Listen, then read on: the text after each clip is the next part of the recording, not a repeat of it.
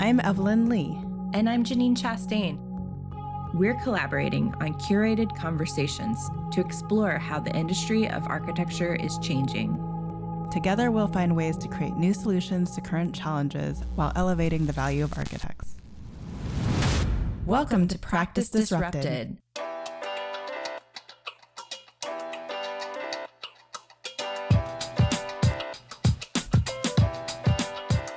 Hello, listeners. Hello, Janine. Hi, Evelyn. Hi, Disruptors. I am so incredibly excited to introduce our next guest to today's episodes. These two have had an incredible impact on my career, giving me a voice as a young associate AIA member on committees and being welcome hosts to their home when I was on the ARCA editorial board. Well, they have dozens, literally over 50 design accolades and a handful of lifetime achievement awards from the likes of AIA National, AIA California, Architect Magazine, the Cooper Hewitt Smithsonian Design Museum, and more. We are going to focus on their own personal influences, activism through advocacy, and entrepreneurial endeavors in both the for-profit and nonprofit sectors.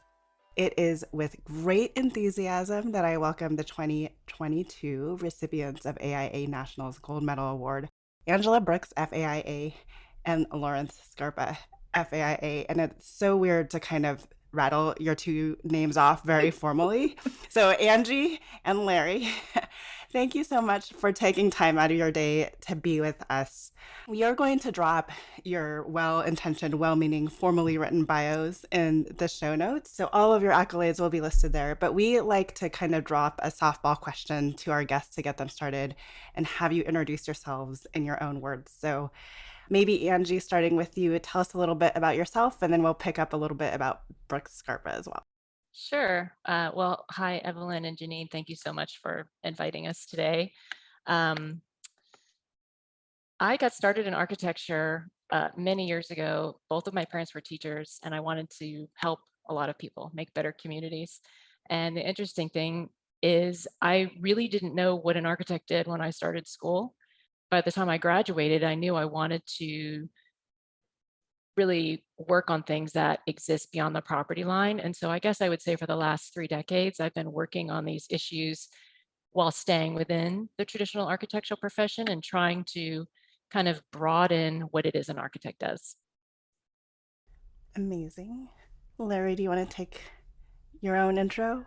Yeah, I always wanted to be an architect since I was a kid, as far as I can remember. I had no idea what an architect did, but I wanted to be one. And I think it was because when I was younger, I grew up in a family of 4 kids, and my mother passed away when I was 9, and I was the oldest of the 4. And my dad worked several jobs, but he would pick me up from school when I was a kid and take me to one of his jobs, which was building small additions. And I thought my father was an architect. And like a lot of kids, I wanted to be like my dad. So I decided at a very young age that I was going to be an architect, and having no idea what architects do. That's what we have in common. We had no clue what we were getting into. You guys started from humble beginnings, but you've certainly grown a really impressive practice. It's funny because I actually studied you guys while I was in school, and it's just very humbling to be able to interview you guys today on the podcast. But I feel like all of the PR tied to the Gold Medal Award about the history of your firm and the trajectory of the path that you all have been on, you guys have come a long way and you've built something really incredible. I thought a good place to start this conversation is to talk about what practicing architecture means to you. Now that you know what it means to be an architect. Yeah, and also what drives your diverse approach to practice? We are the classic, we have common interests, Angie and I, but we also have diverging interests. And I think that's what makes it both interesting and workable. We came to California basically Angie went to grad school here and we knew nobody.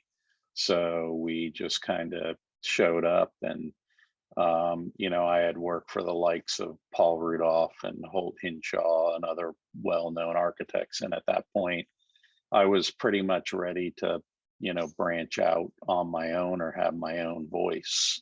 So I knew nobody in LA and I was just looking for a job and a way to kind of make my mark. So I was always interested in design as kind of an art, but art with a purpose. And, I thought that you could do that whether rich or poor.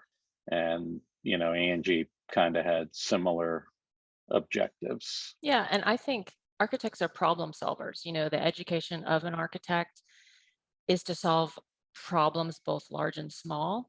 The problem exists, I think, with architectural education. When we graduate, I create the problems and Angie solves them. we're best suited, I think, to solve a lot of these issues that society is going to come up against, whether it's a climate crisis or social equity or just anything, and they exist beyond the property line.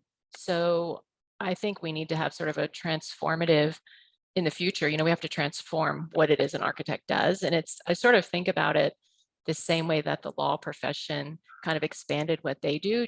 Today you can't really do anything without an attorney. You really need an attorney attorneys write our policy, right? Which is public policy that architects design within.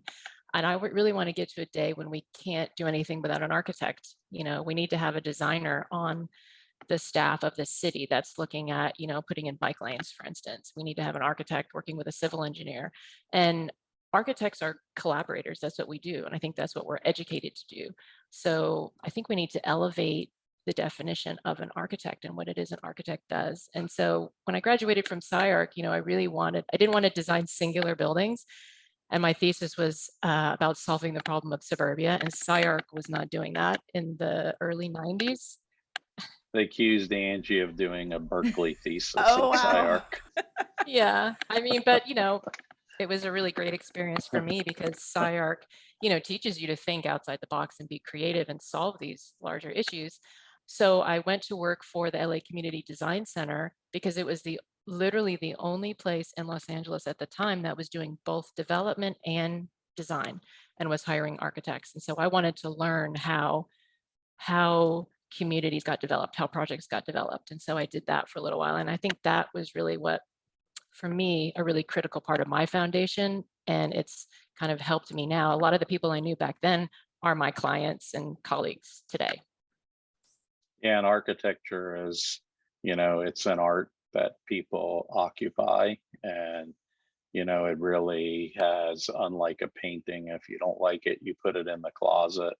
A building you go into and it's not so easy to make disappear. So it has a profound impact on people, good or bad, so there's something incredibly gratifying about that when, people go into your building and it affects them emotionally, or, we have a lot of people from, high end work that are just wowed by what we do, and people who come off the street in the same kind of way. Yeah, I don't think you can really tell the difference between our work for people who have been previously homeless and our work for, market rate homes above, mixed use, dense urban developments. You really can't tell the difference because the principles that we believe are good design, they translate across everything. And the good news is they also align with passive design principles, natural light, cross ventilation, courtyards, and those are the things that we do anyway. They don't cost more money. We know how to design something to a budget, to a schedule. And I think designing on all these different levels for different types of clients has really helped us do both better. So Brooks Scarpa encompasses all different types of projects, right? Like from the art installations to the large multi-million-dollar government affordable housing. How do you guys decide? And maybe there's a pragmatic way of going about this, which is probably less interesting. But how do you decide what do you pursue next? Is it pipeline driven? Is it passion driven? Is it, this is going to have the biggest impact?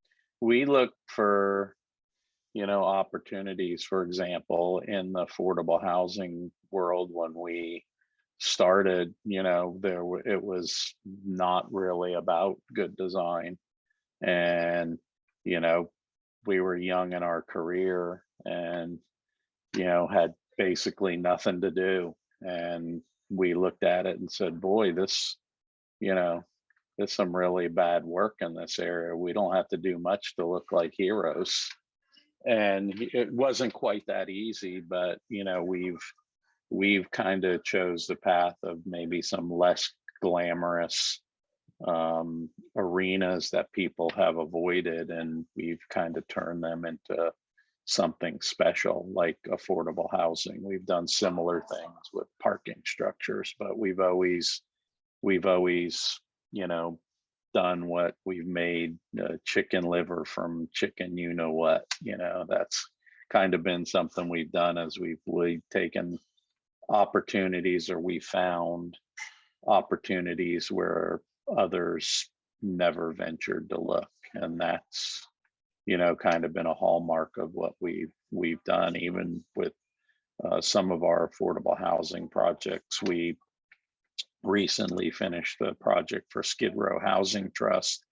And in the affordable world, they have a modernization program, which is, pretty workmanlike thing: replace windows, upgrade, electrical appliances, ADA. There's what they say, no design involved.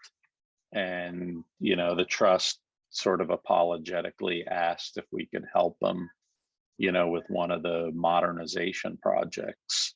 And we saw it as a design opportunity. And, with very meager means, we made these public spaces where none exists. And we wound up winning a national AIA award for a project where, nobody saw a design opportunity. So that's kind of been what we do. We find ways. Yeah, and I also think that a couple decades ago, everyone used to specialize. Still There do. were architects that only did single family houses. There were architects that only did affordable housing, or architects that only do commercial buildings. And we've never really wanted to do that.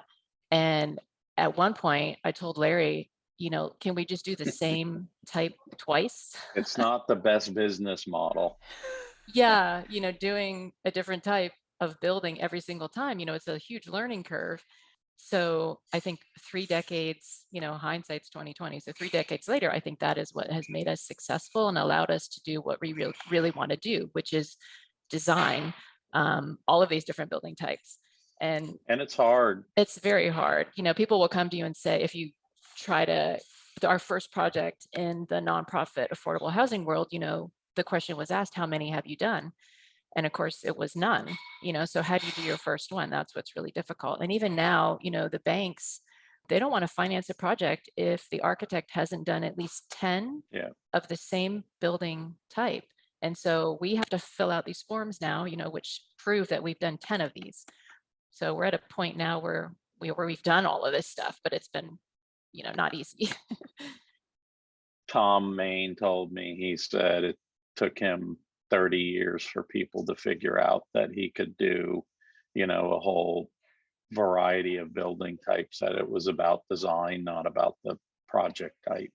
But in today's world, that's makes it difficult to practice. But for us, it makes it fun. It makes it interesting. We don't want to do the same thing over and over and over. In fact, I think you do your best work when you're challenged, when you don't do the same thing over and over and over.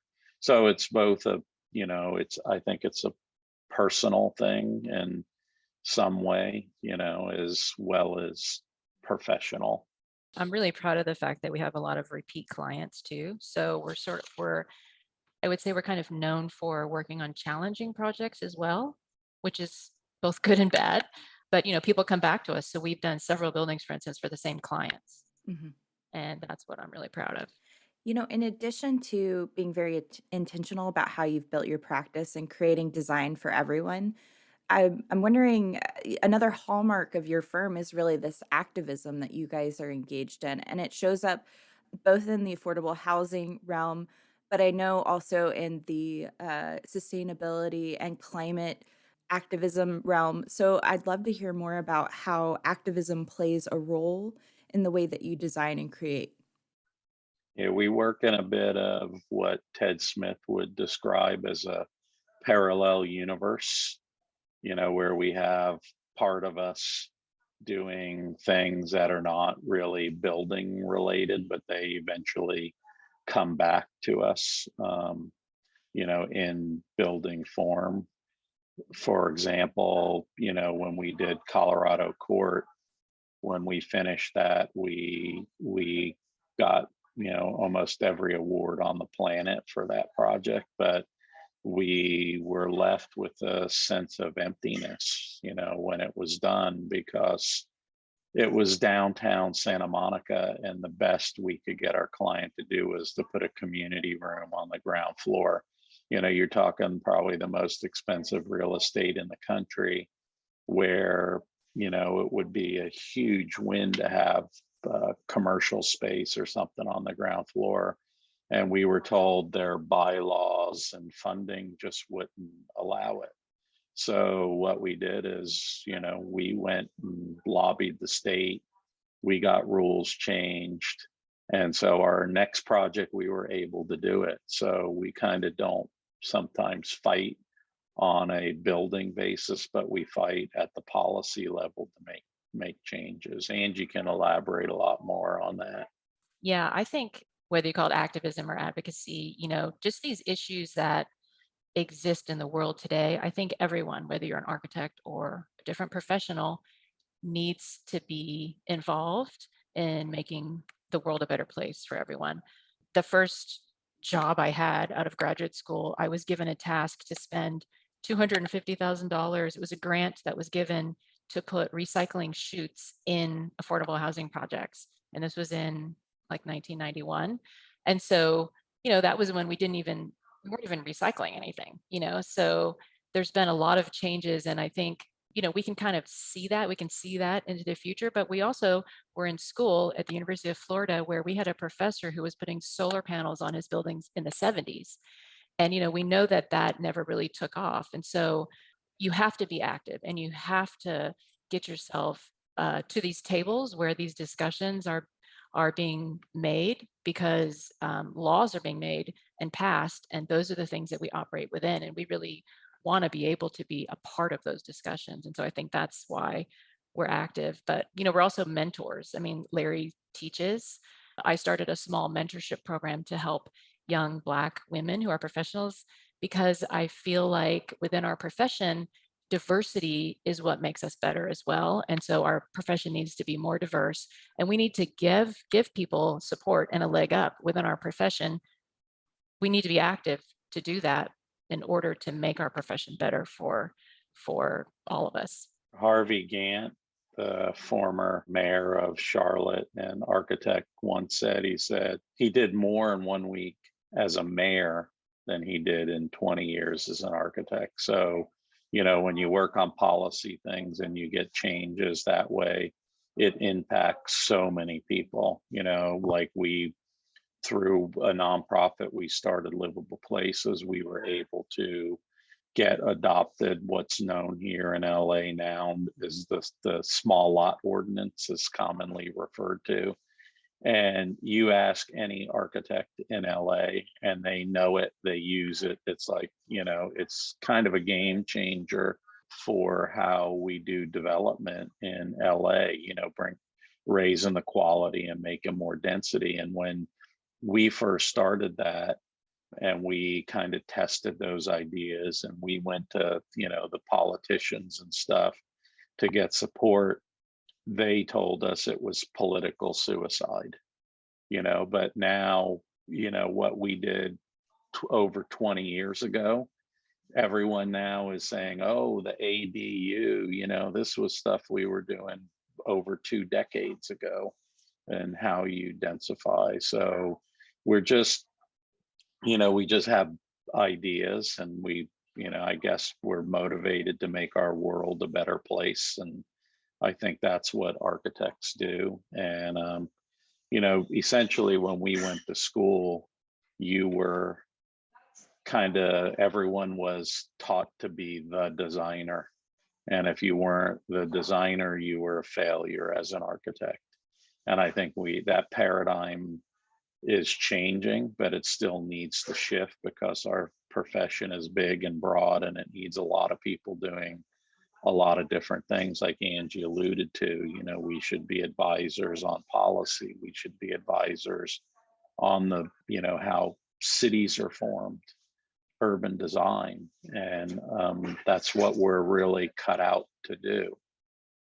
And Maurice Cox is another person that Larry didn't mention, who was the mayor of Charlottesville, Virginia. He's now, runs planning in Chicago. And so the nonprofit that we co-founded with Maurice and Katie Swenson, the Affordable Housing Design Leadership Institute, was another vehicle to help. We don't want to just do it ourselves. We want the profession to do it and other architects to be able to do it. So this was really to help nonprofit developers do better design work. I learned that from my childhood friend, get your friends to do all the work. And now, we thought it would just be a year, started it. And, it's been going for what, 10 years now, Larry? It's 11th year. Through Enterprise, and you can go on their website and they have toolkits and guidelines and guidebooks and stuff. And I would also say that we create our own projects as well. So we just finished an exhibit called about density, actually, because we felt like the general public wasn't really understanding what density means and how density is really directly linked to more livable communities. And we need density to be able to have these more livable communities. So it was done in an art gallery, the 18th Street Art Gallery in Santa Monica. And it was really designed to look like art, so when you walked in the front door, you saw it looked like a big painting. But then as you walked in the space and got closer to what you thought was a painting, it was literally a series of diagrams showing how density can really be a great thing. So, that was just something that we did sort of on the side, but what happened was 250 people showed up to see this art exhibit from all walks of life, all the public. And then I spoke in front of the Joint Housing Commission, Planning Commission for the City of Santa Monica to talk about density. We were on the local TV channel talking about density. We were interviewed by a bunch of different publications. Mainstream art magazines were covering it. So it was like about art, but it was really about housing and affordability. So it was a way to make it accessible to people, Right. And if people don't love, what you do, it doesn't matter how good of a purpose you have. Or how sustainable it is. Or how sustainable. A zero energy building that nobody likes is less sustainable than a building that's an energy hog that everyone loves. So it has to be, people have to love it. So no matter what you do, and I think that's part of what we try to do across all spectrums. I mean, the good news is we do things that we enjoy, I think, now. And we feel like we have a little bit of time to do that, which is really luxurious. We answered the call when LA County came out with a grant, a $5 million grant, and they said, we need ideas about how to solve the homelessness problem in Los Angeles. And so we put a brief together called the Nest Toolkit with Plant Prefab and Community Corporation of Santa Monica, and it won a $1 million grant. And we're now building the first demonstration project in Santa Monica. Those are targeted basically at developers, they're not really for architects. And we basically led the team. We went after that. We kind of had the idea. And I think, the architects are good at that. We should be more proactive in those areas. Yeah. And so it's taking the prefab, develop prefab industry and tailoring it to housing and making it easier for developers and architects to kind of do that mid-range infill of density. But that was something, we just had fun doing that. And weren't sure we were going to win. And, we ended up winning. So it's something that we're interested in. So we do things that we're interested in. I want to go back to something that Larry said like very early on in the dialogue about how you designed a project, it won a whole bunch of design accolades, and yet you guys were left feeling empty. I think, at that point, most architects would have gone on and have been entirely happy with all those design accolades. And Angie, you and Larry just kind of had an incredible back and forth of all the things that you guys are doing in the public realm regarding policy, how you pursue archetypes that architects aren't usually a part of to be a voice at the table. Is there any one thing or collective thing that you guys can point to in terms of why the two of you think this way about your practice? I think we don't take anything at face value. And I think that's the way I've always been personally. And I think it's both an asset of mine and a fault of mine. So, traditions, I look at them and I look at a tradition and I say, well, that doesn't make any sense. And so I'm not going to do it. Or, it's kind of, I'm always rethinking things and I take nothing at face value. And so if there's an issue that needs to be solved, I want to try to solve it. Yeah, I don't care who you are. Everyone wants to have a purpose. And we look at it as art with a purpose. And where we think you can do both. And they're not mutually exclusive. And there are just so many issues and problems in our world. It's like easy to find things to do with a purpose. We're now for the past 5 years been working on sea level rise issues in coastal regions, and that's going to be a big problem for us, and how society kind of copes with that. So we just kind of have an idea, and we're not afraid to fail, I guess, in a way, and we pick it up, we work on it, and we do what we think we can to make the world a better place, I suppose. Yeah. And so even within our own work, if it doesn't work out, we try to make it better. We don't give up. It's a lot of intestinal fortitude in some ways. I used to say I'm not an architect, I'm a frustrated planner, because when I went to architecture school, I thought that's what architects did. They planned communities, they thought about cities. And, I think it goes back to kind of where we began, which is that both Larry and I had an interest, and we started college without really knowing anything about the profession, so that was really, I think that is part of why we are who we are today. Yeah, I was learning about your background and that you guys both came from blue collar families and you came to architecture school kind of learning about it for the first time. I'm curious, like, what from those early experiences, including from University of Florida or even working when you went to work for Paul Rudolph, which is amazing, like transitioned with you and has stuck with you through all these years.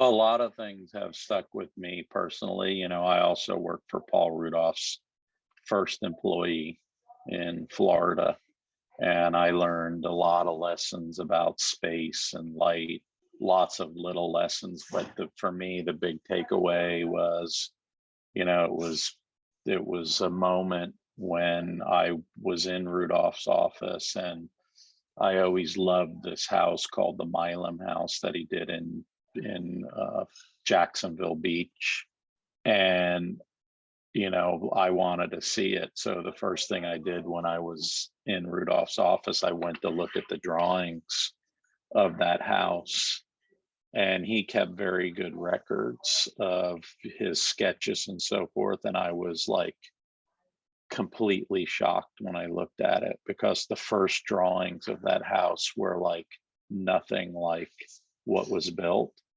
and honestly were quite bad. But when you looked at like the evolution of those drawings, you could see how it became what it was that was built. And it was at that moment I knew I had a chance to be a good architect.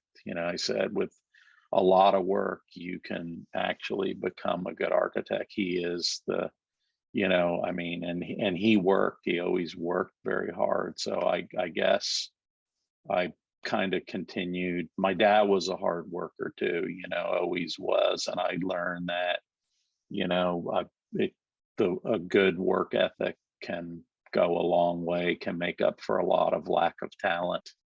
Yeah, and I think at the University of Florida in the late 80s, it was called regionalism. Sustainability wasn't actually a term that was used. We weren't talking about recycling. It was called regionalism. And that's really what was kind of ingrained in us as students, which was design within the region where you are. If it's Florida, it's hot and humid and tropical. If it's California, it's dry. And so I always thought that was what architects were supposed to do. And then of course the 90s came. We kind of lost that. We're coming back now full circle, but that's something that really was ingrained in us at the University of Mhm. Florida. In graduate school, I did a project called the Treehouse, which was exactly what Angie was talking about. It worked with the environment, and I had no idea that the term sustainability even existed, but that's what I was doing, and that was the first national competition that I won as a graduate student. And it was really about, sustainable housing. It had a little windmill. It had a windmill on Yeah. its solar panel. All the things you see today, were there in 1984. Yeah. And, and it wasn't until 2002 when we did Colorado Court that it kind of remanifested itself in a built building. And that was the first LEED residential building in the country. But we were just doing what my mother would describe as, Jewish common sense. It wasn't, anything that we thought special. It was just the right thing to do. And now, coming full circle, we just interviewed for a campus building at the University of Florida and found that we were awarded the project just last week. So Fantastic. to add to the architecture building where we had our studios Oh, that's so back cool. in the 80s. So it's coming full circle. Our interview was in a studio that had been converted to their gallery a long time ago, which is where I had my studio. So in the interview, I told them, I said, this will be the first critique of my work in this room in almost 3 decades. That's really cool. More than 3 decades, Larry. Yeah. Not almost. Yeah, I guess so. I want to talk a little bit, like taking your work from this kind of macro city level down to the micro, because you've talked in your previous talks, you differentiate between experience versus place. And what's so interesting to me is even though that you're working at these bigger policy levels, you also get down to the very tactile feel of kind of, people remember experiences outside of the places that they're in. So are there any experiences that resonate with you, that inspire you, or alternatively, what are kind of some of the favorite experiences that you guys have created throughout your work? Well, I'm not sure there's a specific thing, but the way that we do think about our work is experiential. And I think people think that way too. So if you just think for yourself for a minute, if you were to close your eyes and think there's a special place, somewhere within you, whether it be from childhood or whenever, but it's a place you remember. It's something that has like incredible meaning to you. And, it's there like as if it were yesterday. But when you go and visit it, years later, decades later, it never looks the way that you remember it. But the memory is there, like fresh as can be. So we always kind of focus on that, like leaving something behind for the user, something that's ingrained in them, in their memory, whether they remember the building or not. Like we almost don't care if they don't remember what the building looks like, but we want them to remember what it was like to be there. And that's something we always do with all of our work. And I think it goes back to the scale of a person. If you go back a couple hundred years, the scale of a person hasn't really changed, right? But what has changed is that the scale of development has changed. So even with livable places, we were discussing, how much area should one architect actually design? And it was probably half an acre. It wasn't like 5 acres. It wasn't planned communities, And so, and I also think, the advent of the air conditioning of all spaces, made us sort of lose this concept of what it is to be a person and what it is to enjoy the space within which we're in. And so we talk about buildings, alphabet buildings, that we used to design before we had air conditioning. They were buildings that had natural light, and ventilation. And we need to get back to that sort of scale of building. If you walk down Abbot Kinney, for instance, in Venice, where we live now, the scale of the storefronts are about 12 feet wide, 12 to 15 feet wide. That is the scale that people love. That's the scale that is the best for people to walk down a sidewalk and shop or eat or, be in this kind of social environment. And so people love these walkable communities, but no one can afford to live in Venice now because it's completely gentrified. And so it's because we've lost these communities, these like little downtowns that we used to develop. And now we can develop a big commercial, big box retailer in a sea of parking that you have to drive to. And so I think we need to get back to this idea that it's the scale of a person that matters. And how do we design kind of our communities around the scale of a person? And I think we have to stop building roads that are 6 lanes wide that we expect people to ride a bike on or, walk on a sidewalk along and think that people are going to enjoy that. We have to kind of get back to what it means to be a person and livable space for people. Evelyn and I talk a lot about firms and firm practices on the podcast. That's a big theme across what we discuss. And we're both entrepreneurial at heart. So I really would love to hear more about what it's like inside your studio. You guys went through this really intentional transition where you became Brooks Scarpa, and just listening to everything you've just told us about being very determined to pursue things that are passionate and interesting to you. I'm curious, like, how did you build your firm up over the last several years? I mean, what is the operations like? How do you guys operate? Well, again, I come from a family that of pretty meager means, but all of my father was an immigrant, but he managed to have his own business. All of my siblings have their own business. We have, I think, just a kind of survival instinct. I'm not sure, where it came from, but so we do treat our practice like a business, and we we operate it like a business, but that's not what motivates us. We kind of follow our passion, and we do what we're passionate about. Steve Jobs said that you spend 80% of your life in your work, you better like what you do, and so we kind of like what we do, and we actually, Angie and I work, we're not like, we're not film directors, we don't just point and tell people to do stuff. We actually do work too, because we like what we do. So, we're pretty well organized. Angie's actually the she's very efficient. I'll leave it at I'm that. very detail oriented. Another fault of mine. I can't let things go. I'm relentless. I'm relentless. I can be too, but I'm very happy to let Angie do that. So we call myself the managing principal, and Larry's the principal in charge of design.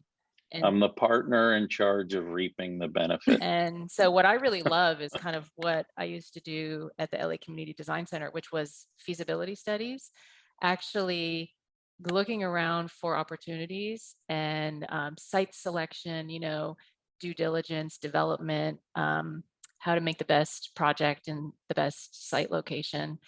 we just recently finished a project for the Jonathan Rose companies where it was an existing high-rise building on a large parcel. And when I went and looked at it the first time, I realized that the site was so large for the city of LA, where, I have developer friends who are looking for parcels that are big to develop on. When I took a look at it, I realized that they could just adjust a property line on their parcel and carve out a whole new parcel for themselves on land that they already owned. And that was just something that I kind of saw as I looked around, and just this idea that I could actually do that is something that I actually love. So I do a lot of that for us, on the front end. So we created our own project there, so we always look for opportunities and, not just waiting for them.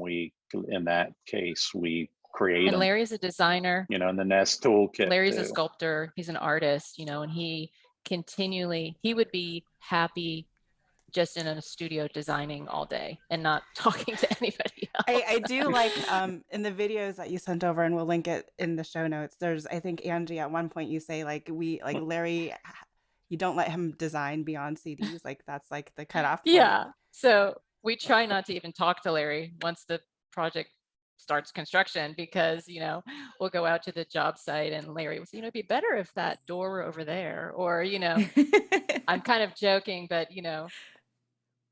it's funny because we constantly look at how to make things better, and so sometimes through construction, people will look at, well, we win design awards for projects that, in our minds, they were actually designed differently. And we had to actually kind of what they call value engineer things out of the project. And so at the end of the day, we look at it and we think about, the glass is half full kind of, because, it could have been this, but then everyone else looks at it and says, wow, this is just really great, because we're able to adapt and change really well. And I think we're able to, and, from my point of view, I'm so deep, budgets and schedules are really important, so I set up all the guidelines for our office about how means and methods, how do we do things, how do we get things built. Both Larry and I, we do not want to design projects that don't get built. We treat what we do as a business, and we talk to our clients about budgets and schedules, and we don't really, talk about design a whole lot. That kind of sells itself, and so we, in some ways, are fairly practical about, getting a project done, getting it to the finish line, getting it done on budget. But, behind all of that, we're really interested as an art.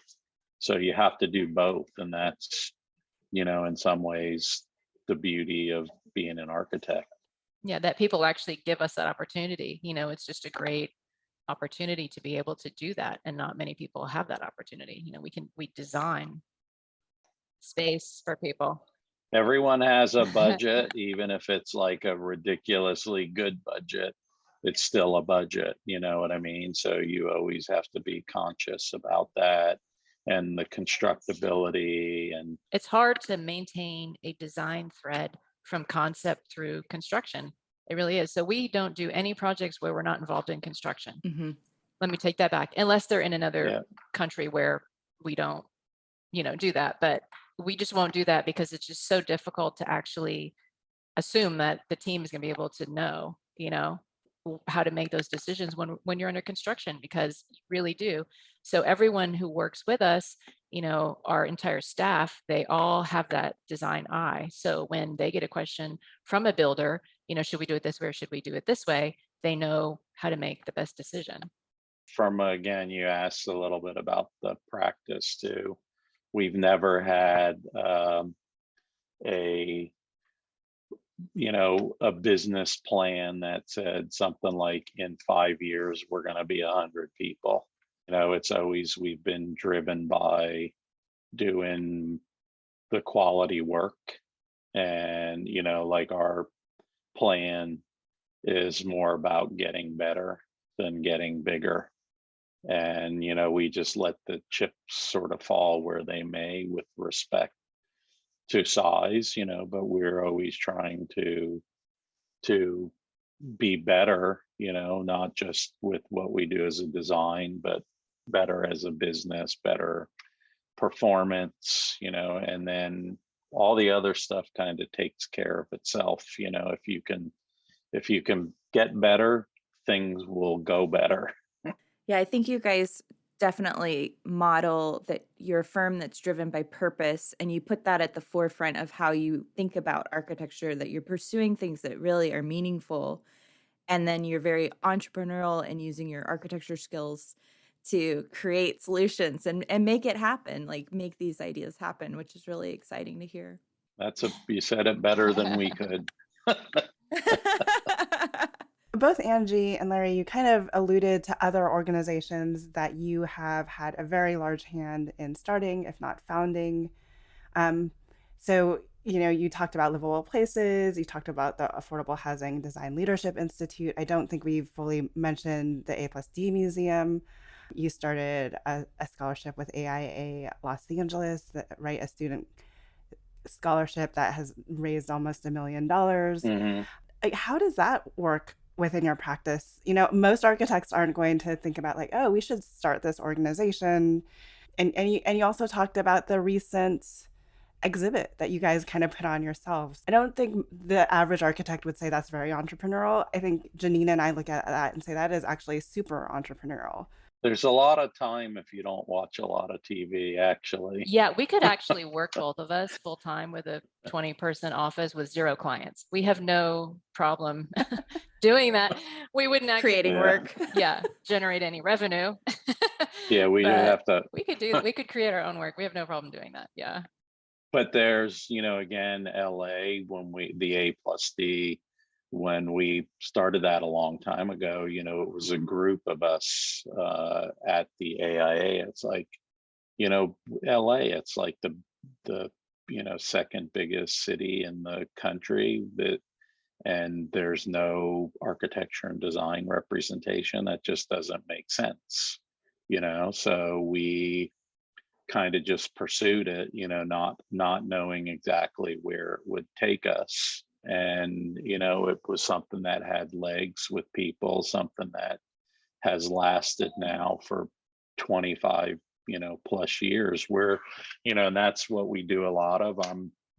We're no longer involved in any way, shape, or form, and there was a time where it was our night job.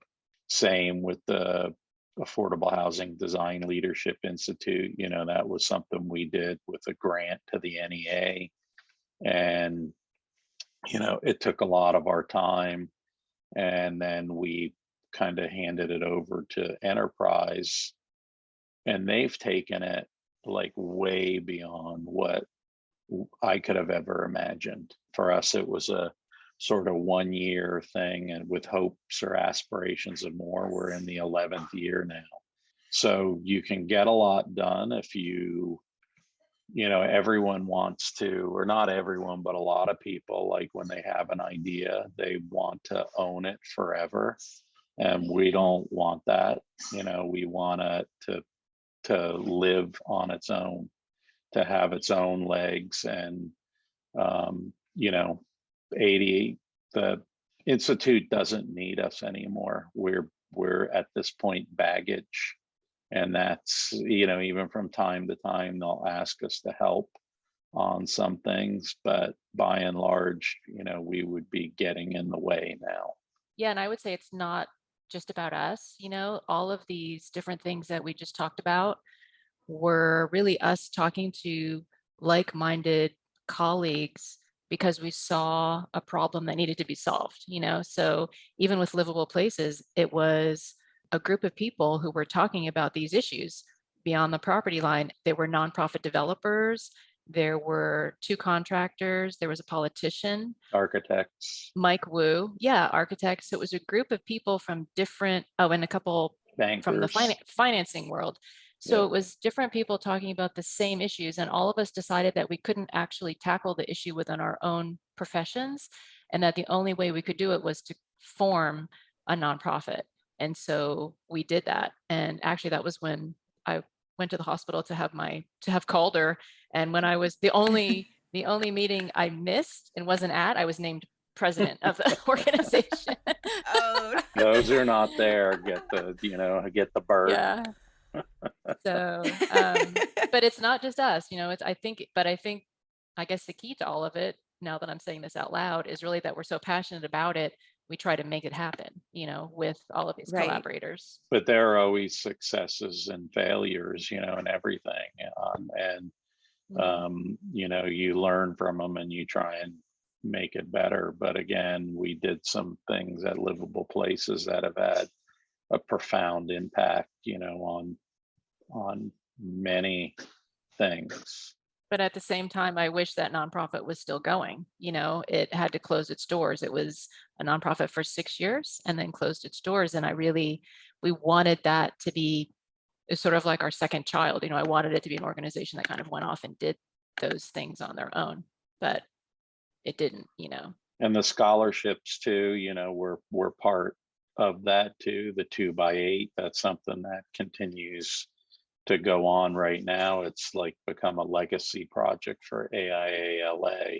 And again, I'm always looking for ways to multiply, to have things continue on. I have, again, very little to do with that, other than, once in a while they ask me to do things, but it's now runs on its own, in its kind of entirety. And it won't be the last thing we do, or probably the last organization we start, but we don't know what that'll be yet. But I guess I would say, with the gold medal, which is just such a great award for us, that what's great about it is maybe we can be an example for other architects or for young professionals that this is a viable business model. And, I think the more people that think about these issues and kind of structure their business around these issues, I think it'll be better. We get asked, from students, it's like, how can we do this? So it's not out of desire. It's just that they don't know. And, we're not educating in a way that you can have greater purpose. And there are other avenues, like as an architect, and that design has, tremendous value to our world. It's the creativity is not just, for something pretty you put in the landscape. It's how you change the world, and so I think we need to do a better job teaching that, to our up and coming architects. We're due for a paradigm shift in education. And I actually think that design makes a much bigger impact on people who traditionally don't have access to it or can't afford it. And so strategizing the value of design to those people and to kind of larger communities in the public, I think makes a much bigger impact. Speaking of change, we are implementing a new tradition on the show where we close out our episode asking our guests to share one idea or lesson on change that they think the practice of architecture needs. And so we'd love to hear from you. What idea would you like to pass forward to architects, emerging professionals, and industry disruptors? I think we should look for, opportunities. Don't be afraid to venture out. It's a big profession now. There was a time where you would do 4 sheets of drawings and that was the whole thing. There are now design build, there's CMAR, you can be a specialist in our profession. So don't be afraid to follow your passion. If you like theory, we need people who specialize in theory. If you like construction, we need people to be experts in that. I think we should be more like some of the other scientific and medical fields where we have, architects who are the utmost specialists in, expansion of materials or acoustics or lighting. Mm-hmm. And or civil infrastructure. And not let all that be done by engineers. So, my hope is that we have a Not that paradigm. engineers are bad. My Yeah. sister's an engineer. But It's I'm just, it's hopeful the value. we Yeah. have a paradigm shift in how we educate architects, and we move away from like heavy design studio requirements and allow people to explore more of their passion in there, not do away with it, but open it up to other avenues. And I would say not to take no for an answer ever. And if there's a closed door, to go open it, and to know that you are probably the only one in the room who knows the best solution and can draw it and show people what that means. And so I think a lot of times designers and architects find themselves at a table with a lot of other professionals and tend to not, I wouldn't say stick your leg out or say something that maybe other people don't want to hear, but I think at the end of the day, we are the ones who best know the solution and, and can show it in the best way to everyone else. But like we said, we've done it in a kind of parallel universe. And I don't think you have to confront it head on, and it's either or.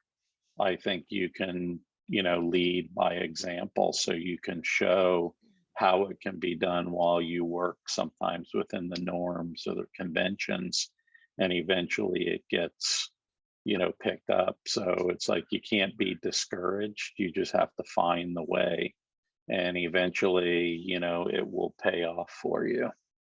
And take measured risks. Yeah. So, I think a lot of times our profession is risk averse. Well, not just our profession, every profession these days seems to be risk averse, but you have to take a risk to make change. Yeah, you'll regret more what you haven't done in your life than what mistakes you've made, so yeah, we've made a lot of mistakes too. So and our risks, we're calculated risk takers, so we don't just throw caution to the wind. We're pretty calculated about taking risks, but we're not risk averse. And right. It's really hard in today's world when everyone wants to sue you. So part of it is bringing our clients along and talking to them, and what that risk means and what the rewards could be as well. So, and it goes back to purpose. I think everything goes back to that purpose. If you have a purpose, and to work with people who understand that, that's also part of it too.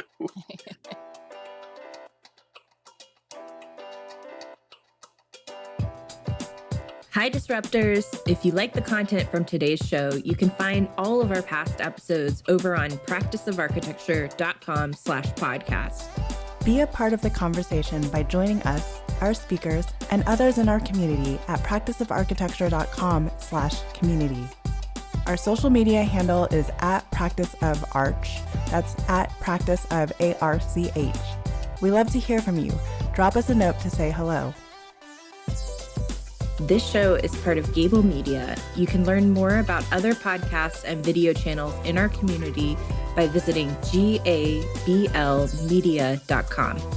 Thank you for joining us on Practice Disrupted, a podcast by Practice of Architecture. Tune in next week for a new conversation on change in the profession.